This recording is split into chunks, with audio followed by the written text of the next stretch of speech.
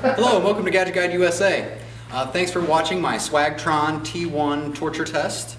This is of course episode 1. This is the distance test or the roller test. Essentially I've been lucky enough to get this abandoned warehouse for the day, which has these very important rollers. So of course we all know through the introduction that I have been given 3 SwagTrons by SwagTron, formerly known as Swagway, and do whatever I want with them and destroy them in any manner I see fit, which is awesome. And of course the first episode is going to be the distance test. Essentially what I've done is set the SwagTron T1 up. There's some weights that actually need to depress the foot pedal sensors so it moves, and then I have some additional weights here, totaling 224.4 pounds as listed on the weights. I didn't actually weigh them, but I'm just going to assume the steel weights I'm using are pretty accurate. So essentially what I've done is I've recalibrated the SwagTron T1 incorrectly on purpose, so that as you can see it's slightly angled backwards. It thinks that is flat. As you can see, the wheel's not moving because I set the gyroscopes to think that this angle is flat.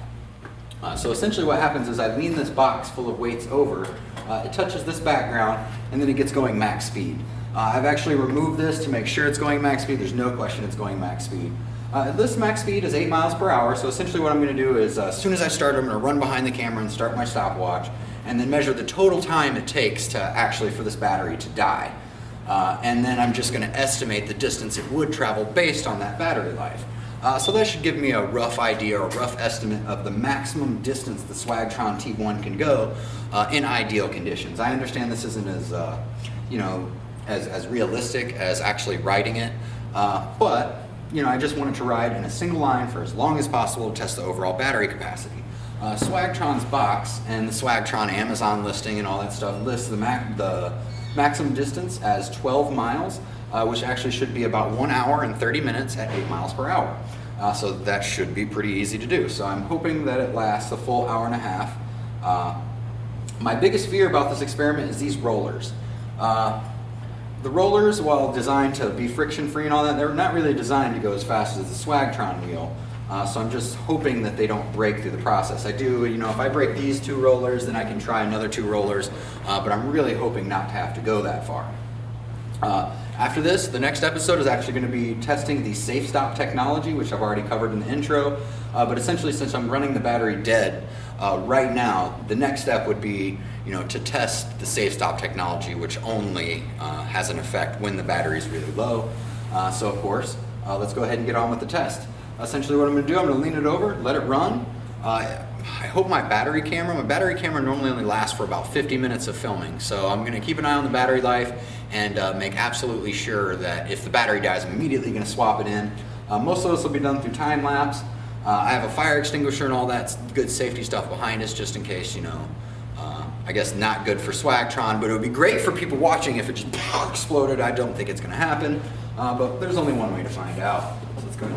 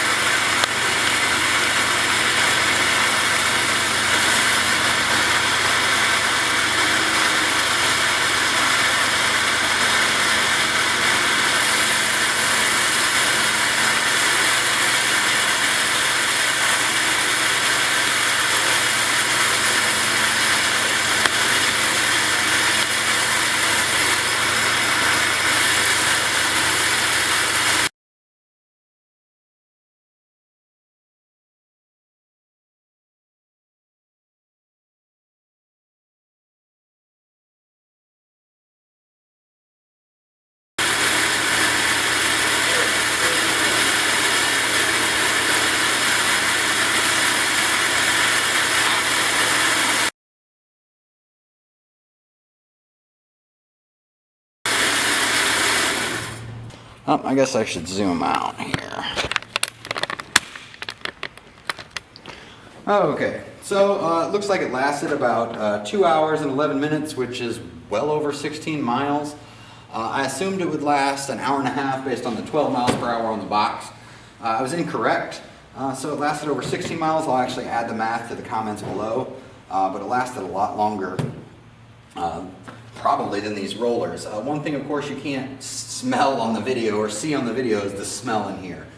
You can definitely tell these rollers weren't designed as you can smell some type of burning lubricant or something like that. I mean, I guess it could be the SwagTron, but at the same time, as hot as these rollers are, I know they're not designed for that type of thing. So it did look like it slowly slowed down, which is kind of like, I guess, the first step of the safe stop technology. But essentially what I'm going to do is I'm going to take this off, I'm going to turn it off, and then let it kind of cool down.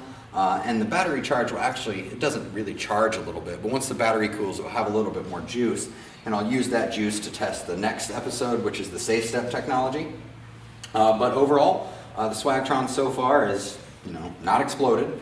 Not had any problems, and it lasted far longer than the 12 miles listed on the box, so I guess it's doing okay. So I hope you enjoyed episode 1 of my SwagTron T1 Torture test, which was the distance test or roller test. Comments are always welcome at the bottom of the page. Subscriptions are always appreciated. Thank you. And if you ever have any specific questions, comments, or suggestions, please email me at GadgetGuideUSA@gmail.com. By the way, if you have any ideas on how I should destroy these SwagTrons should they make it through at the end, please leave those in the comments or email me. Thank you for your time.